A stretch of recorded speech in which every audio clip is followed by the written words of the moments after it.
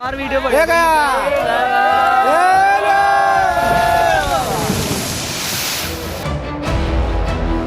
एक लोग एक विधायक एक अधिकारी कोई यहाँ से याद लाया हो इस दिन तब मरा लग रहा है। गरीबी का कोई सुनने वाला नहीं है यार।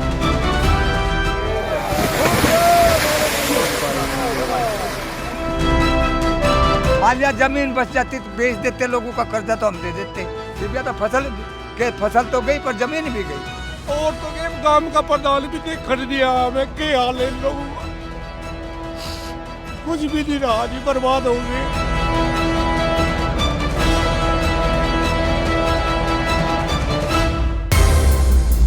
राजधानी दिल्ली में आई बाढ़ की खबरों पर आपकी नजर जरूर गई होगी। यहाँ बाढ़ से हजारों लोगों को रेस्क्यू कर सुरक्षित जगहों पर भी पहुंचाया गया। तो दिल्ली के मुख्यमंत्री अरविंद केजरीवाल और उनके नेता भी ग्राउंड पर नजर आए। मीडिया से भी बाढ़ को जमकर कवरेज मिली। बाढ़ क्यों आई, इस पर अखबारों में आर्टिकल भी छपे। ये तो था दिल्ली का हाल। अब हम आपको एक ऐसे गांव ले चलते हैं जहां बाढ़ ने न सिर्फ तबाही मचाई बल्कि किसानों की उम्मीदों को भी तोड़ दिया। ये गांव दिल्ली से महज 75 किलोमीटर दूर है। यह है यूपी के बागपत जिले का शबगा गांव। दिल्ली पहुंचने वाली यमुना नदी इसी गांव से होकर गुजरती है। हथनीकुंड बैराज गांव से महज 158 किलोमीटर दूर है।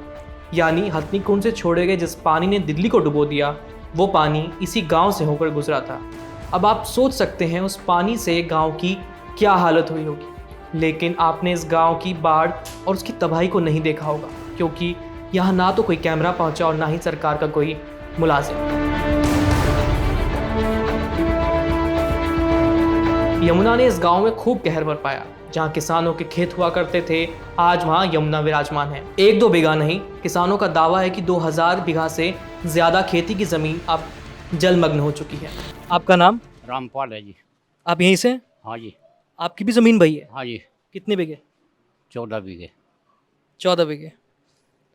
क्या फसल बोते थे आप? गन्ना भी बोते थे, सब्जी भी बो लेते थोड़ी बहुत। कौन सी सब्जी? सब्जी ये बैंगन मिर्च लग जाए, यहाँ करेला लग जाए। अच्छा, तो उसका मतलब जो बही है तो क्या मुआवजा या कहीं कोई सुनवाई कुछ? अभी कोई सुनवाई नहीं, बस ये बच्चे इकट्ठे हो रहे, इसी के बारे की बातचीत कर रहे। हमारे गांव में जो ज़मीन कटी, हमारे गांव के खद्दर के 4 नंबर हैं। नंबर 1, नंबर 2, 34 और 35। इनमें सबसे ज़्यादा नुकसान पूरे ज़िले में हमारे गांव के किसान का है। बहुत से किसान ऐसे हैं जिनका बिल्कुल कुछ नहीं रहा, वे आके अपने घर बैठ गए, जो आगतू का पालन नहीं कर सकते, ना मजदूरी करने लायक है। तो समस्या बहुत गंभीर है, तो हमारी सुनवाई की जा। तो ये जो ज़मीन बही है, ये मतलब हर साल का ऐसा है या इसी बार ऐसा हुआ है? हो तो पहले भी जा था जी, 2013 में भी हुआ। इस साल ज़्यादा हो गया। ना कोई 2013 की सुनवाई हुई, ना अभी इसकी कुछ। इस साल से ज़्यादा हो गया। इस साल करीब 2-2.5 हज़ार बीघे रकबा कट बह गया। आपका नाम? राम गोपाल। आपकी ज़मीन भी? जी, मेरी ज़मीन भी कितने बीघे? 22 बीघे। 22 बीघे ज़मीन। और फसल क्या थी? फसल गन्ना था और मिर्चें थी। तो मतलब किसी का भी कुछ फसल का आपका मुआवजा वगैरह कुछ भी नहीं? कोई मुआवजा नहीं। यहाँ तक हमारे गांव तक विकास की कोई पूंजी नहीं पहुँचती, और अगर पहुँचती होती तो असल में मेन कारण क्या है, आप मुद्दे की जड़ पे जाओ। ये कटान होता क्यों है? क्योंकि यहाँ शासन परवाह नहीं करता इन लोगों की। आप देखोगे हरियाणा की तरफ जाकर ठोकरें लगी हुई हैं। हरियाणा के किसान कभी नहीं रोते कि हमारी फसल कट गई, हमारी ज़मीन कट गई। जब भी यमुना आती है, हर साल का एक काम है, कभी ककोर की कट गई, कभी बछोड़ की कट गई, कभी भाई जागोस की कट गई। अब की बार हमारा नंबर आया। मतलब नंबर तो आता था, लेकिन अब इतना भयानक रूप था कि जितना आप कैमरा घुमाया, आपने दिखाया, यहाँ पे सब किसानों की ज़मीन कटी हुई है। और ऐसे किसान हैं जो नहीं आ पाए, क्योंकि अगर इनके पास ज़मीन होती ना तो आपको ये यहाँ नहीं मिलते, अपने खेत पे मिलते। आज ये बिल्कुल बिना काम के, बिना बेरोजगार, बिना खाने पीने के, मतलब ये भूखे मरने की कगार पे हैं। और रही बात विकास की कि भाई क्यों नहीं पहुंचता, हमारे यहाँ आज तक शासन ने सुध नहीं ली कि भाई यार ठोकर लगवाई जा। अगर ये ठोकर लगी होती तो ये आज किसान ऐसे नहीं बैठे होते। हमारे मतलब जो दिल्ली में नोएडा में लोग बैठे हैं उनके लिए इसको समझा दीजिए कि ठोकर होती क्या है। चीज़ होती हाँ, है? ठोकर होता है यमुना का प्रवाह रोकने का एक तरीका होता है। अधिकारियों को अच्छे से पता होता है। ठोकर पत्थरों की एक मेड़ लगाई जाती है लंबी चौड़ी, जिससे पानी के तेज प्रवाह को रोका जा सके और जमीन ना कटे। तो हरियाणा की तरफ से मतलब शुरुआत से जहाँ यमुना आई है तो वहाँ लगी हुई है। वहाँ लगी हुई है, वहाँ पे एक नहीं बहुत सारी ठोकरें लगी हुई है, एक नहीं बहुत सारी। तभी वो क्या होता है कि प्रवाह हमारी तरफ हो जाता है, यूपी की तरफ। वे ठोकरें अगर जमीन तब भी ना कटे, अगर उधर भी ठोकर ना हो इधर भी ठोकर ना हो, तो यमुना सीधी बहेगी अपने वेग से। लेकिन जो वे हरियाणा की तरफ ठोकर लगती हैं, वे यमुना को इस तरफ मोड़ देती हैं और वेग भी तेज होता है, प्रेशर से पानी जाता है। फिर ये है ठोकर का रीजन। इसी वजह से जमीन का इतना कटान हुआ और हर साल लगाई जाती हैं, और जो ठोकरें लगी हुई है उनको आगे तक बढ़ा दिया जाता है। जैसे हमारी ज़मीन कट गई तो हरियाणा की तरफ ज़मीन पहुंच गई, तो वे उन ठोकरों को और आगे की और बढ़ा देंगे, उनकी लंबाइयाँ बढ़ा देंगे। और इसका मेन कारण है जो हरियाणा और यूपी का ज़मीन का विवाद है, उस विवाद का भी यही कारण है। अब एक बात बताओ, हमारी ज़मीनें कट गई, बाई चांस हम उधर बो नहीं सकते, वे कब्जा कर लें फिर हरियाणा वाले। तो ये भी है कि यहाँ जो मतलब यूपी की और हरियाणा की जो सीमा है वो यमुना के साथ साथ है ना, यमुना सीमा पे बह रही है। तो जैसे यमुना का बहाव आया तो इधर की ज़मीन कट गई, अब वो ज़मीन उधर पहुँच गई, तो उधर वाले की ज़मीन बढ़ती जा रही है और यहाँ के किसानों पे कागजों में तो है ज़मीन, और जब वहाँ जाके नापेंगे फित्ता लेके तो वहाँ ज़मीन मिलेगी नहीं। वे तो लठ मारेंगे जाते ही मारे। और इसका बहुत इसके मुकदमे और विवाद हर साल आप देखे होंगे न्यूज़ में कि हरियाणा और यूपी का विवाद, हजारों किसान घायल, सैकड़ों किसान घायल, लट बच गया कि 2 किसान मर गए। कागज है हमारे पास लेकिन जमीन नहीं होती। हाँ जी। अब मेन मुद्दा ये है कि आप अपने माध्यम से सरकार तक, शासन तक ये बात पहुंचाए अपने माध्यम से कि इनका परमानेंट वो करा जा सॉल्यूशन। परमानेंट सॉल्यूशन क्या हो कि मतलब किसान की ज़मीन उसे वापस मिले, वो ज़मीन का कटान भविष्य में ना हो, भविष्य में आप लोगों को यहाँ आना ना पड़े और ये किसान ऐसे परेशान ना हो। अब ये बताओ इनका क्या उपाय है, क्या करेंगे ये? इन पर तो कोई काम भी नहीं आता। दूसरा बढ़ाई का काम ये नहीं करते, लेबर का काम ये नहीं कर सकते, मतलब क्या कर सके? मशीनरी का, कंप्यूटर का कुछ भी नहीं सीखते। ज़मीन एकमात्र साधन थी इनके पास, वही ख़त्म होगी और इसकी जिम्मेदार सरकार है। अगर सरकार इतनी सूद हमारी लेती तो एक ठोकर, मात्र 1 या 2 ठोकर की बात थी, अगर वो लग जाती, जबकि जमीन का कटान पहले भी हुआ लेकिन सूद पहले ली ना आगे। देखो हम इतना भी आरोप नहीं लगाते सरकार पे, हम तो हाथ जोड़ के विनती करें कि अब सूद ले ले, हमारा तो अब भी भला हो जाएगा। किसानों की समस्याएं सुनने के बाद हमारी टीम गांव के खेतों में पहुंची और वहां हमने जो देखा वो वाकई डराने वाला था।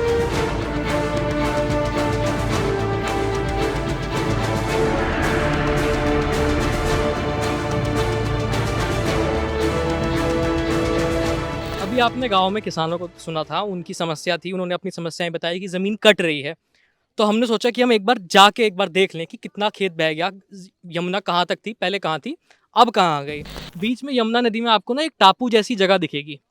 पहले यमुना नदी उस जगह थी बारिश से पहले, लेकिन जब बहाव तेज हुआ और पीछे से पानी छोड़ा गया तो उस टापू से यहाँ तक की जो ज़मीन है ये सब जो है ये खेत थे। जैसा खेत ये है, जैसे जगह ये है जहाँ ये मिर्च लगी हुई है, जहाँ ये गन्ना लगा हुआ है, ऐसे ही खेत वहाँ तक थे।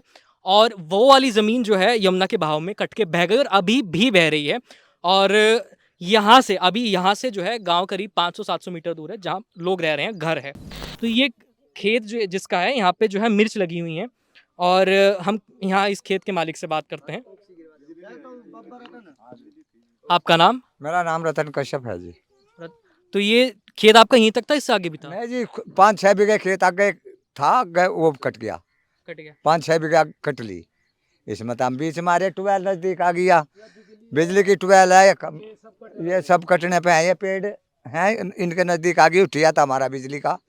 हम कटने निराश हो गए, आधा खेत कट लिया, आधा रह गया, इसमें बाढ़ लग गया, कटाई शुरू हो रही। क्या क्या बो रखा था आपने? अरे ज्वार थी, मिर्च थी, घिया, करेला, मक्की, ईख, ये कई फसल थी साहब। इसमें सब्जी की भी फसल थी, मक्की की भी फसल थी, ज्वार की भी थी, इनमें कई फसल थी। आप देख सकते हैं अभी जो है मिर्च पे ढंग से मिर्चें लगी नहीं है, कच्ची हैं, छोटी छोटी मिर्चें हैं। और मजबूरी इनकी ये है कि क्योंकि ज़मीन बह जाएगी, जो फसल इन्होंने तैयार करी थी वो बह जाएगी, तो ये कच्ची फसल को तोड़ रहे हैं, कच्चा गन्ना काट रहे हैं, कच्चा ईख काट रहे हैं। और क्या करेंगे, इसको बेच तो सकते नहीं है, काट के अपने जानवरों को चारा खिला देंगे। एक बार जो है हम उधर चल के देखते हैं, वहाँ ज़मीन ज़्यादा कट रही है और वहाँ ट्यूबवेल लगा हुआ है, बिजली के खंभे हैं, कितनों की ट्यूबवेल कट के बह चुकी है। और वो जो पेड़ था, अब वो पेड़ है वो भी कटने की कगार पर है। थोड़ा सा भाव तेज होगा और वो कट के चला जाएगा। चलिए।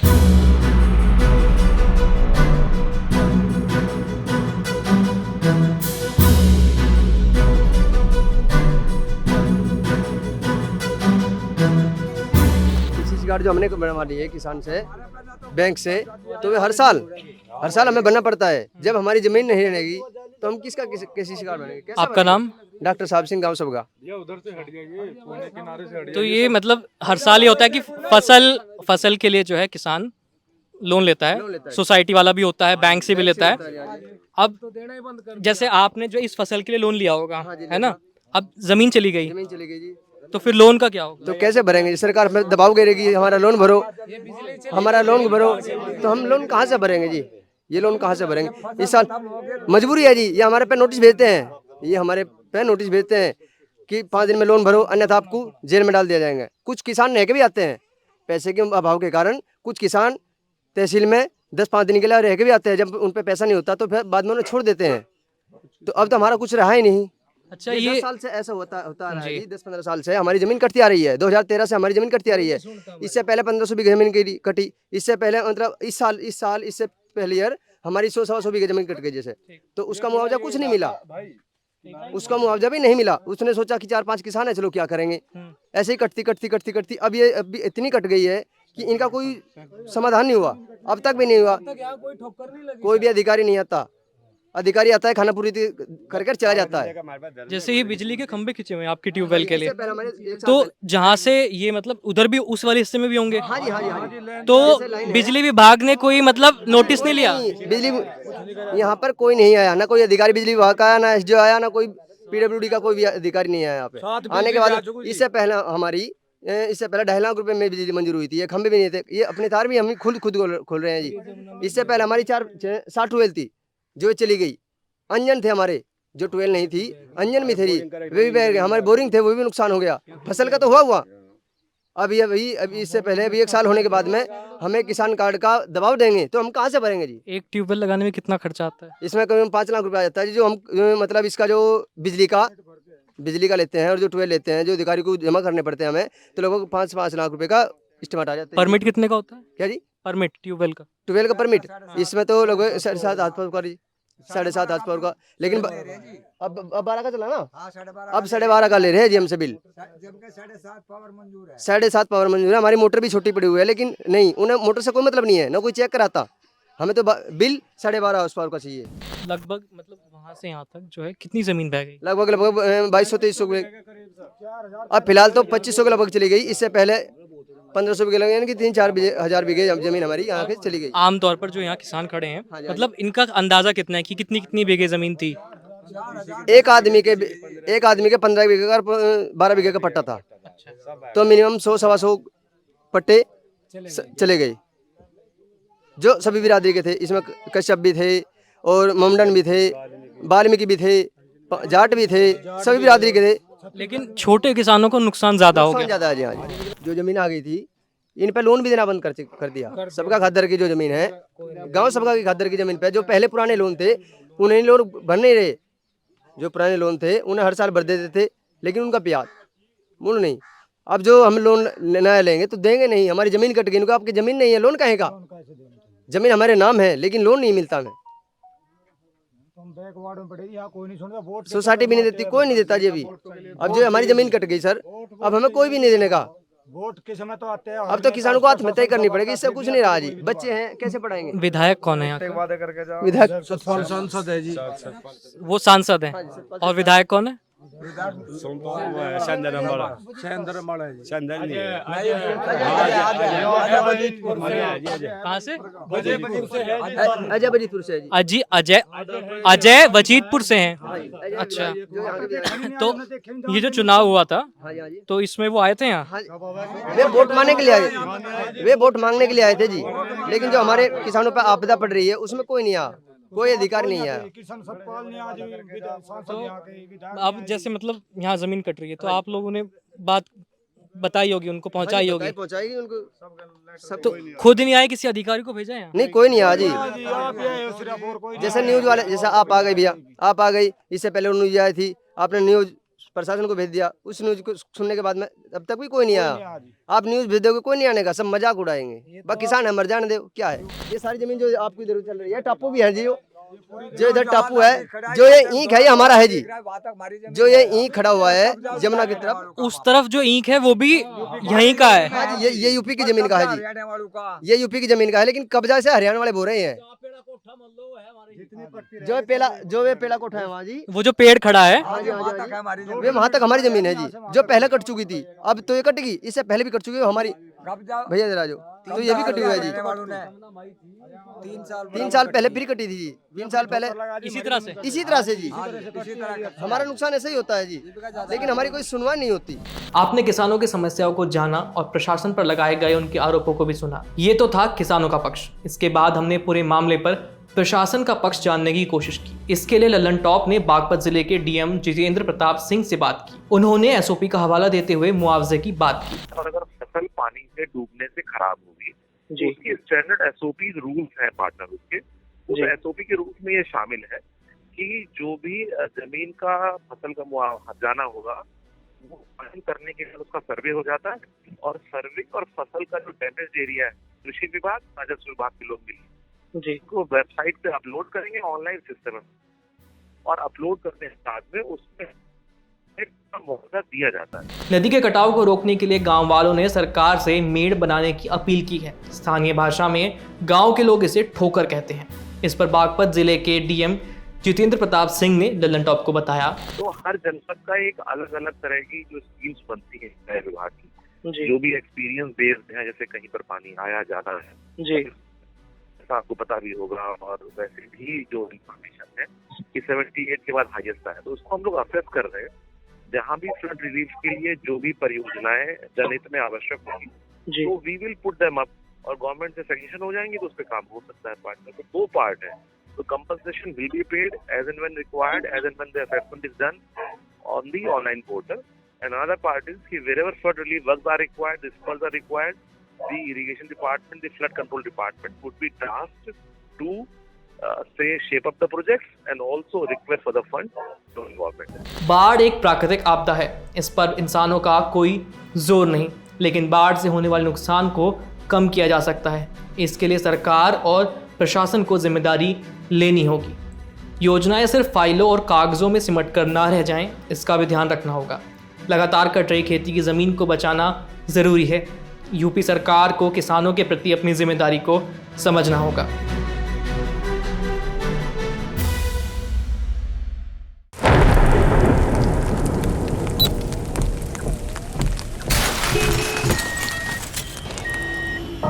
Parts of India, including the capital New Delhi, are seeing extensive flooding from heavy rains. Floods in northern India are threatening lives and livelihoods. 100 people have died after record monsoon rains in India this week.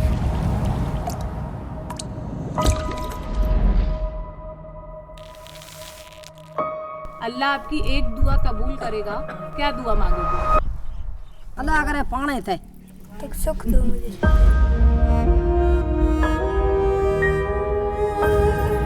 महिलाओं को सुबह से शाम तक और कुछ चिंता हो ना हो, लेकिन पानी की सबसे पहले चिंता है कि घर में पानी लाना है। नीम 4 गेड़ा 5 गेड़ा 6 गेड़ा करे जाओ। 80 साल की माँ 9 साल की है, ये मटका भर चल रही है।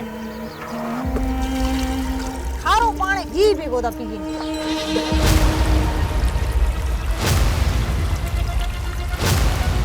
नीचे फ्रैकिंग हो रही है, बड़े हाई लेवल के केमिकल्स डाल, दांत एकदम ब्राउन हुए हैं लोगों को उस पानी की वजह से।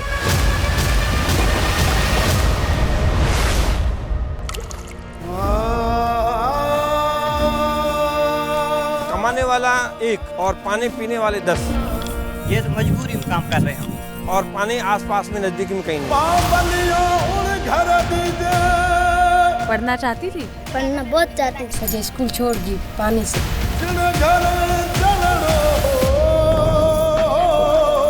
ये सब जो बाहर उठाने से तो उसका बच्चा गिर गया। इसके बाप ने इसको सिखाया क्या पानी नहीं ला सकते।